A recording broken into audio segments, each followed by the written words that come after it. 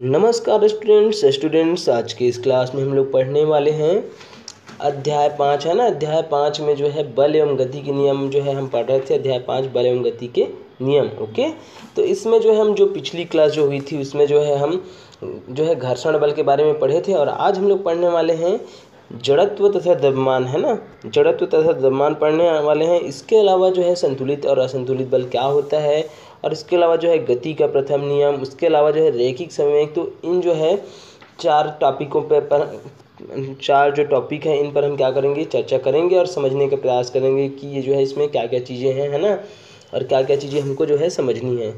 तो चलिए हम लोग पढ़ना शुरू करते हैं। तो सबसे पहले देखते हैं जड़त्व। क्या देखते हैं? जड़त्व।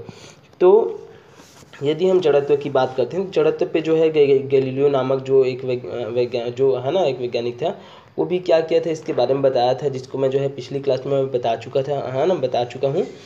तो चलिए हम समझते हैं। जैसे कि मान लीजिए कोई वस्तु है, ठीक है ना।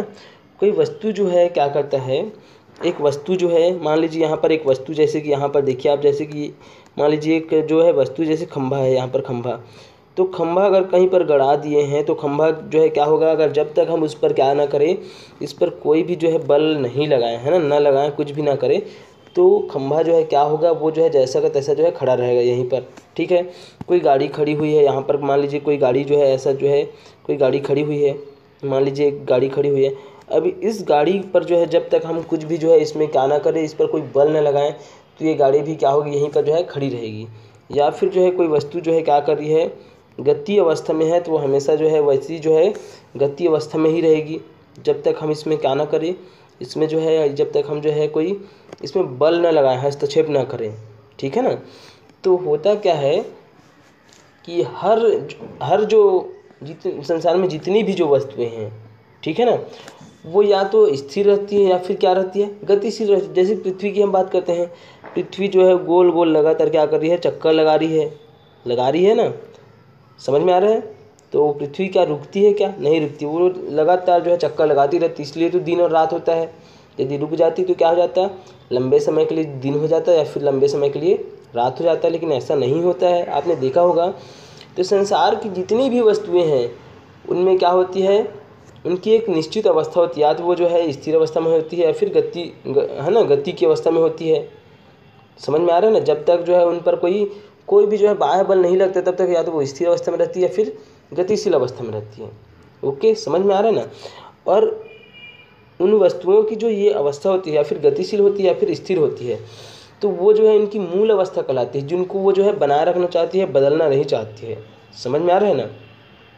तो यही क्या है, यही जो है ये जो प्रकृति जो है ना उन वस्तुओं की अपनी मूल अवस्था, या तो वो गतिशील ही रहना, जो गतिशील है, जो वस्तुएं गतिशील है वो गतिशील ही रहना चाहती है, और जो स्थिर जो वस्तुएं हैं है ना, जो जिनकी अवस्था स्थिर अवस्था में है जो वस्तुएं, वो स्थिर रहना चाहती है।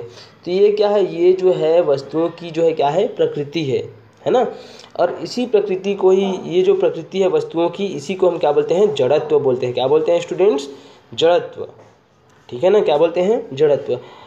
ये जो यही जो प्रकृति है कि कोई भी वस्तु क्या करती है, अपनी मूल अवस्था में परिवर्तन का क्या करती है, विरोध करती है, इसी को हम क्या बोलते हैं, जड़त्व बोलते हैं।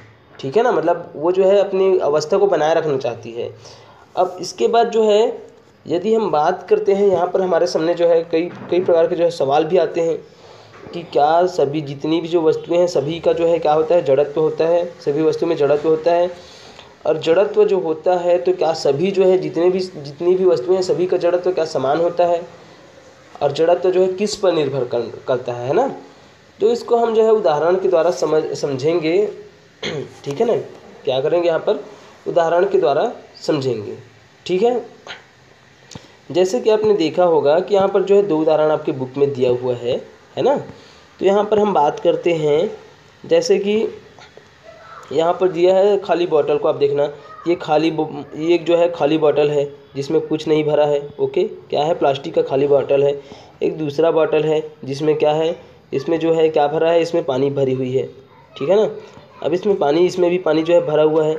अब आपको दोनों बोतल को क्या करना है, दोनों जो बोतल है ना, एक खाली बोतल है प्लास्टिक का और दूसरा जो है इसमें पानी भरा हुआ है, दोनों को आपको अगर क्या करना है, धक्का देकर गिराना है, तो आपको जो है किस में जो है ज़्यादा जो है अधिक जो है बल लगाना पड़ेगा, तो ये खाली जो बोतल है वो क्या होगी, आसानी से गिर जाएगी। और ये जो पानी भरा हुआ है इसमें जो है इनको गिराने के लिए आपको जो है ज़्यादा बल की आवश्यकता होगी, किसकी अपेक्षा, ये खाली बोतल की अपेक्षा। समझ में आ रहा है ना।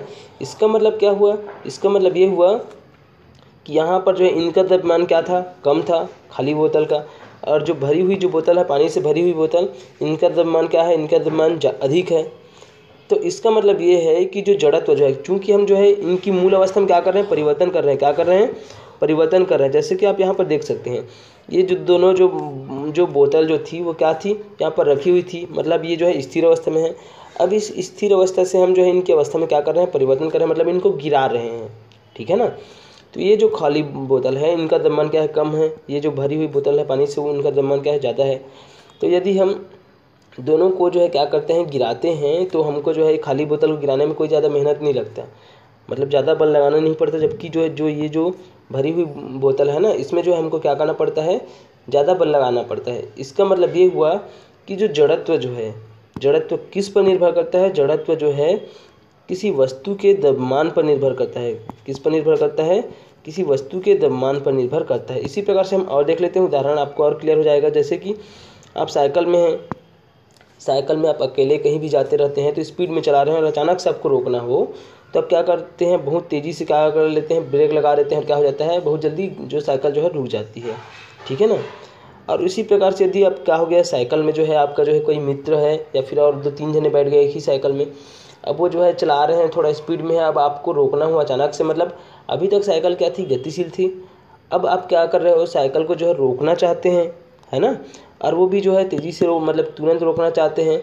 तो वहाँ पर क्या होगा, चूँकि द्रव्यमान जो है 2-3 लोग बैठे हो, तो आप रोकोगे तो आपको जो है परेशानी होगी, है ना, जल्दी जो है साइकिल नहीं रुकेगी, बल्कि और आगे जाने का प्रयास करेगी। क्यों, क्योंकि 2-3 लोग बैठे हैं, तो द्रव्यमान क्या हो गया, ज़्यादा हो गया।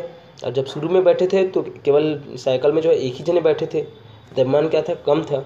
इसका मतलब ये हुआ कि जो द्रव्यमान जो जड़त्व जो है किस पर निर्भर करता है, वस्तु के जो है द्रव्यमान पर निर्भर करता है। मतलब द्रव्यमान जो है वस्तु के जो है, जो द्रव्यमान है ना, द्रव्यमान जो है वस्तु का क्या है, वो जो है द्रव्यमान जो है वस्तु के जो है, मतलब जो जड़त्व जो है वस्तु के द्रव्यमान पर निर्भर करता है। और जो द्रव्यमान जो है वस्तु के अवस्था परिवर्तन में विरोध का क्या है, मापक है, ठीक है ना।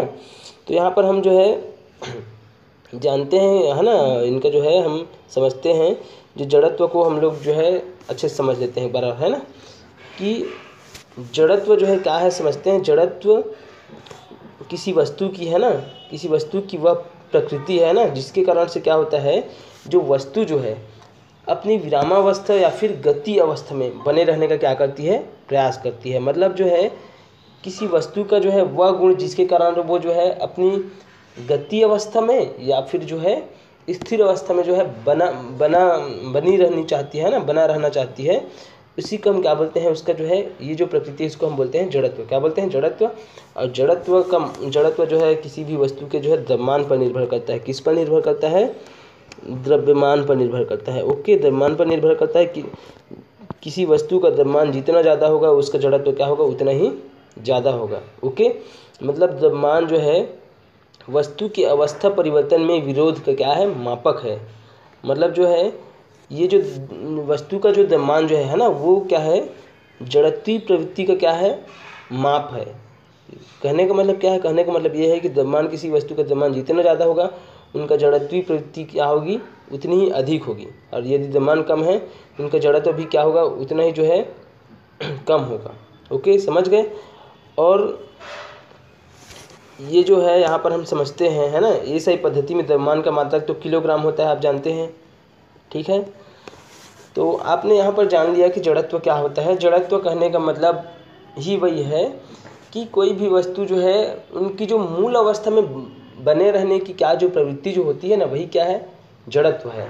और जड़त्व के कारण से ही क्या करती है, कोई भी वस्तु जो है अपनी मूल स्थिति में परिवर्तन का क्या करती है, विरोध करती है। ओके, जितना ज़्यादा द्रव्यमान होगा उतना ही क्या होगा, उसमें जड़त्व होगा, और उतना ही ज़्यादा वो जो है अपने अवस्था परिवर्तन क्या करेगी, विरोध करेगी। ओके, समझ गए। अब उसके बाद हम आगे समझते हैं संतुलित और असंतुलित बल क्या होता है। चलिए जानते हैं यहाँ पर संतुलित और असंतुलित बल को। देखिए, जैसे कि यहाँ पर जो है टेबल के माध्यम से समझिए। यहाँ पर देखिए टेबल को ध्यान से समझ में, संतुलित बल क्या होता है, असंतुलित बल क्या होता है, एक ही बार में आपको समझ में आ जाएगा, ठीक है ना, बहुत सरल है। जैसे बीच में एक गुटका रख दिए हैं हम, लकड़ी का गुटका। अब इसमें जो है दोनों साइड से क्या कर दिए, धागा बांध दिए हैं ऐसा, इधर ए है, ए इस दिशा में और बी इस दिशा में, ठीक है ना। अब इस पर जो है हम दोनों साइड से जो है बल लगाने की कोशिश करते हैं। यदि हम शुरू में केवल इस दिशा में ही इस साइड बल लगाते हैं और इस साइड नहीं लगाते हैं, इस साइड जो है बल जो है हम नहीं लगाते हैं, तो क्या होगी, ये गुटका जो है इसी दिशा में खिसकेगी ना, ओके। और यदि हम जो है दूसरी स्थिति में क्या करते हैं, इस साइड एक भी बल नहीं लगाते हैं और केवल इस साइड बल लगाते हैं, तो क्या होगी, गुटका जो है इस साइड खिसकेगी, ओके, समझ गए। और यदि हम क्या करें, तो ये जो है यही कहलाता है असंतुलित बल, मतलब संतुलित नहीं है। और यदि हम क्या करें, दोनों ओर जो है इस साइड भी और इस साइड भी यदि हम क्या करते हैं, समान बल लगाते हैं, क्या करते हैं, समान बल लगाते हैं। जितना बल जो है इस साइड लगा रहे हैं उतना ही बल अगर हम इस साइड लगाएं, तो ये जो गुटका रखी हुई है, जो वस्तु रखी हुई है, वो जो है किसी भी दिशा में जो है खिसकेगा नहीं, है ना, नहीं खिसकेगा। और इसी स्थिति को हम बोलते हैं, इसी यहीं पर ये जो बल जो लगता है इसी को हम क्या बोलते हैं, संतुलित बल। क्या बोलते हैं, संतुलित बल। कहने का मतलब ये है, यदि ऐसा बल जो किसी वस्तु के दोनों ओर जो है समान रूप से लगता है, उसको हम क्या बोलते हैं, संतुलित बल। देखिए इधर जितना बल लग रहा था इस दिशा में, वस्तु के एक दिशा में, उतना ही दूसरी दिशा में भी क्या लग रही है, यहाँ पर बल लग रही है, तो ये क्या है, संतुलित बल। और किसी एक ही दिशा में क्या होता है, यदि बल लगता, मान लीजिए इधर ज़्यादा बल लग रहा है और इधर भी जो है बल लग रहा है, लेकिन इधर कम बल लग रहा है, जितना इस साइड लग रहा है उतना इस साइड नहीं लग रहा है, बल्कि इधर क्या है, इस साइड जो है कम है, तो ये भी क्या है, असंतुलित बल। क्योंकि इधर कम बल लग रहा है और इस साइड ज़्यादा बल लग रहा है, तो इसी स्थिति में क्या होगी, ये वस्तु जो है इस साइड खिसकेगी ना, ठीक है, समझ गए। उसी प्रकार से मान लीजिए अगर हम क्या करते हैं, इस साइड जो है ज़्यादा बल लगाते हैं, ठीक है, और इस साइड कम बल लगाते हैं, तो वस्तु क्या होगी, इसी साइड जो है खिसकेगी। क्योंकि इस साइड जितना बल लगा रहे हैं उसके मुकाबले में जो है इस साइड क्या है, इस साइड जो है बल जो है अधिक लग रहा है, इस कारण से। तो ये जो बल जो होते हैं इसके कारण से क्या होंगे, ये गुटका जो है जिस साइड ज़्यादा बल होगा उसी साइड क्या हो जाएगा, खिसक जाएगा। तो ऐसे बल को हम क्या बोलते हैं, असंतुलित बल। क्या बोलते हैं, असंतुलित बल। समझ गए ना, संतुलित बल क्या होता है और असंतुलित बल क्या होता है, समझ गए। उसके बाद देखिए संतुलित बल की स्थिति में क्या होता है, मान लीजिए कि संतुलित बल, जैसे कि इस साइड जो है P बल लग रहा है, इस दिशा में हम P बल लगा रहे हैं और इस दिशा में Q बल लगा रहे हैं, किस स्थिति में, संतुलित बल की स्थिति में। तो दोनों बल क्या होते हैं, आपस में बराबर होते हैं, इसलिए P बराबर क्या हो जाएगा, Q। ये क्या है, संतुलित बल की स्थिति में, ठीक है ना, समझ में आया। तो संतुलित बल की स्थिति में क्या होता है, नेट बल जो टोटल जो बल रहता है वो 0 हो जाता है। यदि हम नेट बल की बात करें तो संतुलित स्थिति में क्या करते हैं, हम जो है जितना P माइनस Q कर, मतलब यहाँ पर जो है हम जब भी बल की बात करते हैं, बल का मान कितना बल लगा किसी भी वस्तु पर और किस किस दिशा में लगा, उसके आधार पर यदि हम देखते हैं, तो जैसे इस साइड बल लग रहा है और इस साइड बल लग रहा है, तो हम दोनों का टोटल बल कितना लग रहा है इस वस्तु पर, इसको हम निकालते हैं, तो P माइनस Q कर देते हैं। क्या कर देते हैं, P माइनस Q, ठीक है ना। तो लेकिन यहाँ पर आप देखते हैं कि दोनों बल क्या है, आपस में बराबर है, तो हम P बराबर क्या रख सकते हैं, यहाँ पर Q रख सकते हैं। इसी कारण से हो जाएगा, यहाँ पर क्या हो जाएगा, यहाँ पर जो है संतुलित बल है ना, जब संतुलित बल लगता है कहीं पर भी, तो उस स्थिति में हम देखते हैं तो P माइनस Q, टोटल बल कितना हो गया, P माइनस Q, लेकिन यहाँ पर हम P बराबर क्या रख देते हैं, Q, ठीक है ना। तो यहाँ पर आप देखिए कोई सा भी आप P बराबर Q रखिए या फिर Q बराबर P रखिए, तो यहाँ पर आप देखेंगे तो P बराबर Q रख दिए हैं, तो यहाँ पर जो है ये P जो है किसके बराबर है, Q के बराबर है, तो यहाँ पर Q माइनस क्या हो जाएगा, P की जगह हम Q रख देंगे, यहाँ पर Q रख देंगे, Q माइनस Q बराबर 0। इसका मतलब ये हुआ कि संतुलित बल की स्थिति में जो है नेट बल जो टोटल बल लगता है जो वस्तु पर, वो क्या होता है, शून्य होता है। इसी कारण से तो ये वस्तु ना इधर जाता है ना इधर जाता है, बल्कि क्या रहता है, अपनी जो मूल अवस्था में जो है स्थिर रहता है। समझ गए। और यदि जो है अलग अलग बल क्या करता है, इस दिशा में जितने भी बल कार्य करेंगे उसको हम जोड़ देते हैं। अगर अलग अलग बल लग रही है तो, और इस दिशा में अलग अलग बल लग रही है तो उसको, उन सबको जो है क्या कर देते हैं, जोड़ देते हैं। और जो एक ही दिशा में जो बल लगते हैं उसको आपस में जोड़ते हैं, और जो दूसरी दिशा में बल लगते हैं उसको आपस में जोड़ते हैं। और जब टोटल बल इस वस्तु पर जो कितना लग रहा है अगर उसको हम निकालते हैं, तो एक बल से दूसरे बल को क्या कर देते हैं, घटा देते हैं, ठीक है ना। मान लीजिए जो है इस साइड जो है ज़्यादा बल लग रहा है, इस साइड क्या बल लग रहा है, कम बल लग रहा है, तो वस्तु क्या होगी, वस्तु जो है इस साइड क्या होगी, खिसकेगी, ठीक है ना, समझ में आ रहा है। तो ये तो हो गया क्या आपका जो है संतुलित बल और असंतुलित बल, समझ गए होंगे आप। ठीक है, बुक से और अच्छे से पढ़ लीजिएगा। इसके बाद हम पढ़ते हैं यहाँ पर गति का प्रथम नियम। क्या पढ़ेंगे? गति का प्रथम नियम। तो गति का प्रथम नियम क्या होता है, ध्यान से समझिएगा, बहुत ही इंपॉर्टेंट है, बार बार पूछा जाता है। नेक्स्ट क्लास में जाओगे वहाँ भी पूछा जाता है, क्वेश्चन यहाँ से बनते हैं, है ना। गति का प्रथम क्या नियम क्या होता है समझाइए करके। तो एक वैज्ञानिक था, हम गति के नियम को समझते हैं ना। एक वैज्ञानिक था न्यूटन। कौन था? न्यूटन। न्यूटन जो था वो जो है ना, जब न्यूटन जो है बल और गति के संबंध को जो है समझकर जो न्यूटन जो था अपना एक जो है नियम दिया, जिसे हम क्या बोलते हैं? गति का नियम। ठीक है ना। तो इन्होंने गति के जो 3 नियम दिए थे, जिसमें से हम पहला नियम पढ़ रहे हैं गति के प्रथम नियम। बहुत इंपॉर्टेंट है, ध्यान से समझिएगा। तो यहाँ पर हम देखते हैं गति का जो प्रथम नियम जो होता है वो क्या होता है। तो जो न्यूटन जो थे, है ना, उन्होंने बताया उनके गति के प्रथम नियम के अनुसार कि प्रत्येक वस्तु जो है ना, सॉरी यहाँ पर देखिए थोड़ा सा ना, डिस्टर्ब हो गए थे। न्यूटन के अनुसार जो है गति के प्रथम नियम क्या है समझते हैं कि प्रत्येक वस्तु अपनी स्थिर अवस्था या समान गति की अवस्था में तब तक बनी रहती है जब तक उस वस्तु पर कोई बाह्य असंतुलित बल कार्यरत न हो। ठीक है ना। कहने का मतलब ये है कि यदि मान लीजिए कोई वस्तु जो है, मान लीजिए जैसे कि मान लीजिए कोई यहाँ पर जो है एक फुटबॉल है, इसको आप क्या कर दीजिए, इसको मार दीजिए फुटबॉल को पैर से, तो ये जो है क्या करने लगेगी? गति करने लगेगी। और इस साइड जो है तब तक जाएगी जब तक उस पर जो है उसको कोई रोकने वाला ना हो। मतलब वो कंटिन्यू क्या होती रहेगी, वो फुटबॉल जो है गति करता रहेगा। ठीक है ना, समझ गए। और इसी प्रकार से यदि मान लीजिए यही फुटबॉल जो है कहीं पर रखा हुआ है, इसको हम कुछ नहीं किए, तो फुटबॉल क्या होगा, ये जो है यहीं पर जो है तब तक स्थिर रहेगा जब तक कोई क्या ना कर दे, इस पर कोई जो है बल ना लगा दे, या फिर इनको जो है कोई जो है हस्तक्षेप ना कर दे, है ना, इनकी स्थिति में कोई परिवर्तन ना कर दे।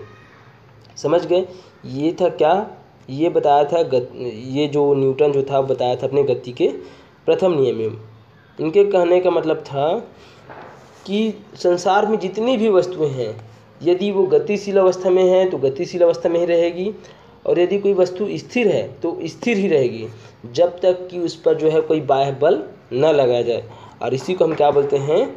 इसी को हम बोलते हैं गति का प्रथम नियम। ठीक है ना, क्या बोलते हैं? गति का प्रथम नियम। और इसी को इन्होंने अपने अनुसार परिभाषित किया था। प्रत्येक वस्तु अपनी स्थिर अवस्था, मतलब मान लीजिए स्थिर है कोई वस्तु जो है, या समान गति की अवस्था, मतलब गति में है, गति कर रही है, तब तक बनी रहती है जब तक कि उस पर कोई बाह्य असंतुलित बल कार्यरत न हो।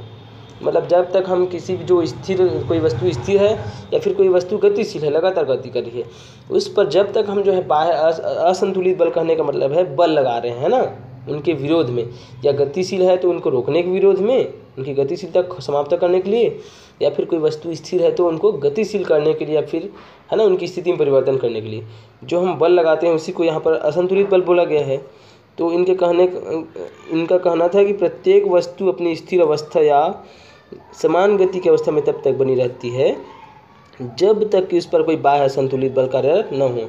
और इसे ही हम क्या बोलते हैं? गति का प्रथम नियम। क्या बोलते हैं? गति का प्रथम नियम। ओके। और गति का प्रथम नियम जो है इसी को हम बोलते हैं जड़त्व का प्रथम नियम भी बोलते हैं। क्या बोलते हैं? जड़त्व का प्रथम नियम भी बोलते हैं। क्यों बोलते हैं? क्योंकि जड़त्व भी वैसा ही है कि जड़त्व जो है किसी वस्तु की क्या है? जड़त्व जो है किसी वस्तु की जो है एक प्रवृत्ति है ना, जिसके कारण से क्या होता है, कोई भी वस्तु जो है अपनी मूल स्थिति में परिवर्तन में क्या करती है? विरोध करती है। तो सेम ये भी यहाँ पर जो है इनका जो प्रथम नियम है वो भी क्या है? जड़त्व के समान ही है कि अगर कोई वस्तु जो है क्या है? स्थिर है तो वो स्थिर ही रहेगी, और यदि कोई वस्तु गतिशील है तो गतिशील ही रहेगी। कब तक रहेगी? जब तक उस पर कोई बाह्य बल न लगाया जाए। तो जड़त्व का भी यही नियम था, है ना। जड़त्व का भी क्या था? यही नियम था। मतलब जो जड़त्व जो है वो जो है किसी वस्तु की कैसी प्रवृत्ति है? यही प्रवृत्ति है कि जब तक उसकी जो है क्या मतलब वो जो है कोई भी वस्तु जो है वो मूल स्थिति में अपना जो है बनाए रखना चाहती है। अगर स्थिर है तो स्थिर रहना चाहती है, और यदि गतिशील है तो गतिशील ही रहना चाहती है। और यदि इसमें कोई है ना, मतलब वो जो है इसमें परिवर्तन क्या करती है? विरोध करती है। तो इन दोनों नियमों को अगर हम देखें, जड़त्व को और गति के प्रथम नियम को, तो दोनों क्या है? समान है। और इसी कारण से जो है गति के प्रथम नियम को जो है न्यूटन के गति के प्रथम नियम को जड़त्व का नियम बोलते हैं। क्या बोलते हैं? जड़त्व का नियम भी बोलते हैं। ओके, समझ गए। अब जड़त्व का जो मतलब गति का प्रथम नियम है उसका जो है हम क्या देखेंगे यहाँ पर, उदाहरण से समझते हैं गति के प्रथम नियम को। जैसे कि यहाँ पर दिया है, कंबल को छड़ी से पीटने पर धूल के कण झड़ जाते हैं। क्यों झड़ जाते हैं?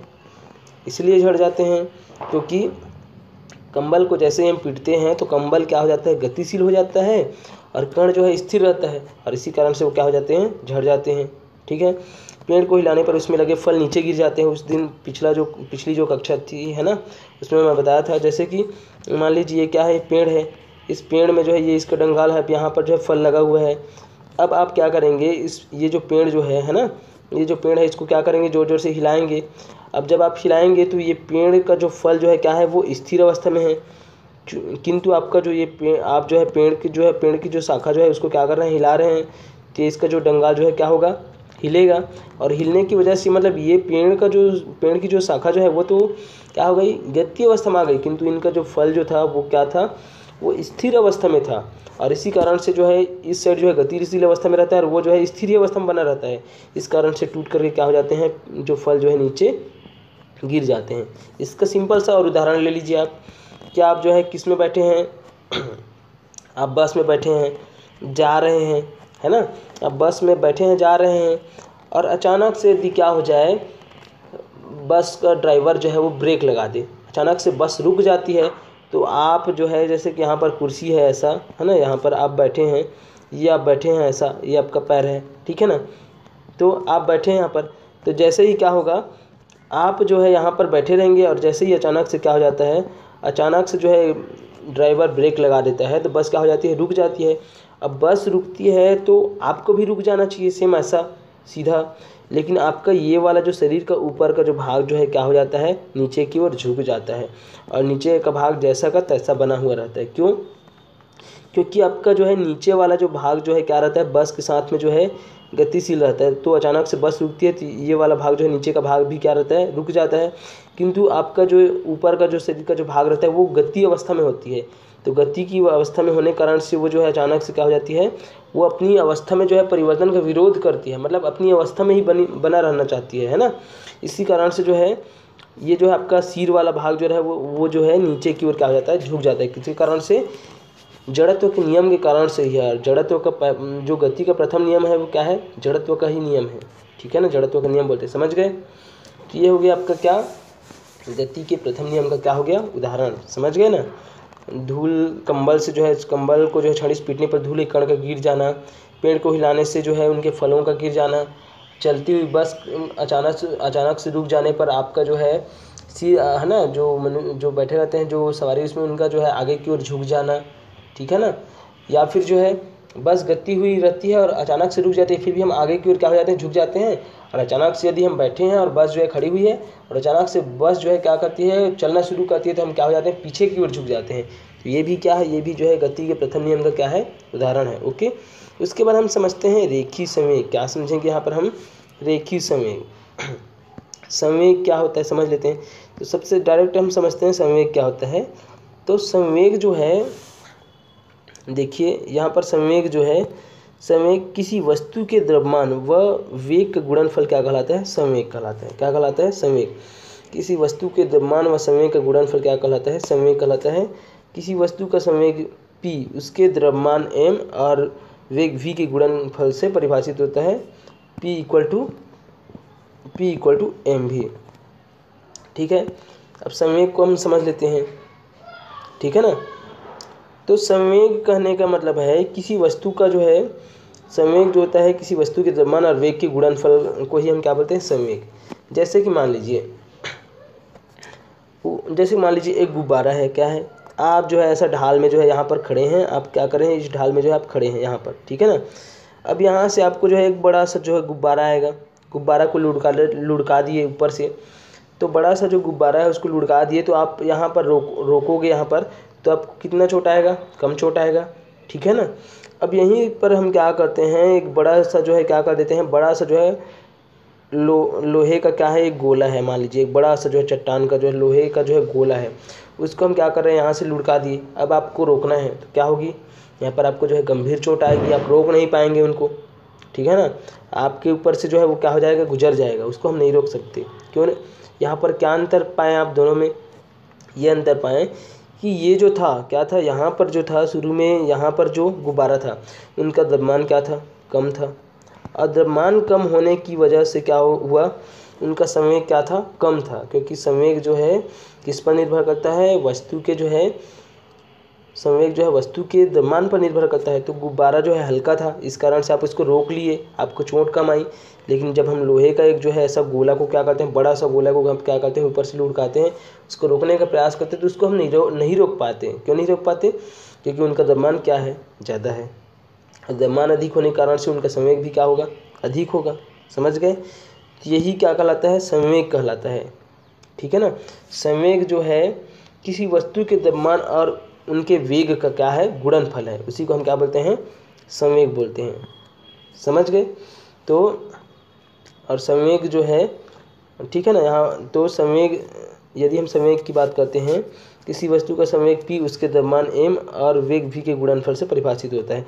तो किसी वस्तु का हम संवेग निकालना चाहते हैं तो हम संवेग को जो है p से दर्शाते हैं। p इक्वल टू होता है mv, जहाँ पर जो है v जो है क्या है, v मतलब m मतलब मास द्रव्यमान, और v मतलब क्या होता है, वेग। ओके। और संवेग जो है एक सदिश राशि है। क्या है, सदिश राशि है, जिसका परिमाण और दिशा दोनों होती है। तो मैं बता चुका हूँ सदिश राशि क्या होता है ना। तो संवेग भी जो है क्या है, एक सदिश राशि है, और जिसकी परिमाण व दिशा क्या होती है, दोनों होती है इसमें। ठीक है। और यदि हम इनकी एसआई मात्रा की बात करते हैं, मीटर पर सेकंड, है ना, वेग के समान ही होता है संवेग का जो है मात्रक जो है। ठीक है ना, समझ गए। तो संवेग आप समझ गए होंगे। और यहाँ पर संवेग में जो है दो चीज़ें होती है, द्रव्यमान और वेग। ठीक है ना। तो जिस वस्तु का क्या होता है, द्रव्यमान अधिक होता है, उसका संवेग भी क्या होता है, अधिक होता है। मतलब जैसे कि मान लीजिए एक वस्तु है, ये जो है एक हल्की वस्तु है, ठीक है, या फिर जो है एक हल्की वस्तु है, ये जो है एक जो है प्लास्टिक का जो है गेंद है, और ये एक लोहे का गेंद है। ठीक है ना। दोनों वस्तुओं को आप क्या कर रहे हो, एक यहाँ पर एक रेत है, रेत को हम भर दिए हैं यहाँ पर, अब रेत में क्या कर रहे हो, गिरा रहे हो। तो ये ऐसा गिरेगी, और ये जो बॉल जो है ये गिरेगा। तो यहाँ पर हम देखते हैं कौन ज़्यादा धंसता है। तो ये प्लास्टिक का ये जो बॉल जो रहेगा ना, ठीक है ना, प्लास्टिक का जो गेंद है इसका द्रव्यमान क्या है, कम है, और ये लोहे का जो गेंद है इसका द्रव्यमान क्या है, अधिक है। तो कौन ज़्यादा धंसेगा, तो लोहे का जो गेंद है वो नीचे की ओर ज़्यादा धंसेगा। ठीक है ना। और ज़्यादा तेज़ी से कौन गिरेगा, तो ये लोहे का जो, जिनका द्रव्यमान अधिक है, लोहे का जो गेंद है वो ज़्यादा तेज़ी से गिरेगा। इसका मतलब ये है कि जिनका द्रव्यमान अधिक होता है उनका क्या होता है, उनका वेग भी अधिक होता है ना। इसके अलावा जो है इनका संवेग क्या होता है, अधिक होता है। मतलब ये ज़्यादा नीचे तक क्या होगी, धंसेगी। इसका मतलब है इनका वेग ज़्यादा है, इसके साथ साथ इनका द्रव्यमान अधिक है, इस कारण से इनका संवेग भी क्या होता है, अधिक होता है। समझ गए। और वहीं यहाँ पर हम प्लास्टिक की जो गेंद है उसकी हम बात करते हैं, प्लास्टिक की, है ना। तो यहाँ पर जो है ये जो है कम दूरी तक क्या होता है, धंसता है। किसकी तुलना में, इस लोहे की गेंद की तुलना में। ओके। और इनका जो है द्रव्यमान कम है, इस कारण से ये जो है जितना स्पीड में ये जो है लोहे का जो गेंद गिरेगा उतना स्पीड में ये नहीं गिरेगा। इसका मतलब क्या है, इनका वेग भी क्या होता है, कम होता है। समझ गए। तो संवेग समझ गए ना। संवेग क्या होता है, संवेग के कारण ही क्या होता है, जो भारी जो वस्तु होती है जिनका द्रव्यमान अधिक होता है उनको हम रोक नहीं पाते। ठीक है। जैसे कि आपको जो है एक साइकिल को रोकना हो और एक ट्रक को रोकना है, तो यदि जो है आपको जो है साइकिल को रोकने में जो है उतना ज़्यादा जो है चोट नहीं आएगी, हम उनको रोक सकते हैं, है ना। लेकिन अगर कोई ट्रक सामने से आ रहा है, उनको रोकना है, मान लीजिए वो जो है धीरे धीरे स्पीड में, फिर भी हम उनको नहीं रोक सकते। क्यों नहीं रोक सकते, क्योंकि उनका समय क्या है, ज़्यादा है। क्यों ज़्यादा है, क्योंकि द्रव्यमान जो है उनका ज़्यादा है। समझ गए, समझ में आ रहा है ना। तो इसी कारण से जो है, जैसे कि देखना, आपका जो है उदाहरण बता रहा हूँ यहाँ पर, आपका जो है जो साइकिल जो है, ठीक है, साइकिल जो रिंग जो है उसमें स्पोक को क्यों लगाया जाता है, उसके स्थान पर तो पूरा लोहा से जो है पूरा रिंग को भर सकते थे। ऐसा रिंग बनाने का क्या जरूरत थी स्पोक लगा करके, है ना।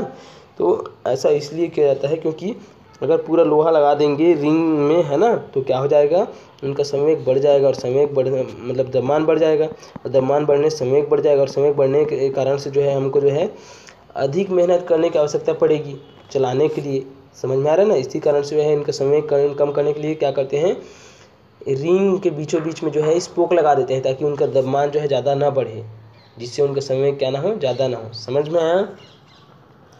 तो आपको संवेग जो है समझ में आ गया होगा, और आगे जब हम पढ़ेंगे आगे क्लास में तो संवेग में परिवर्तन व बल को पढ़ेंगे। ठीक है, तो आज के लिए बस इतना ही। जय हिंद, जय भारत, जय छत्तीसगढ़।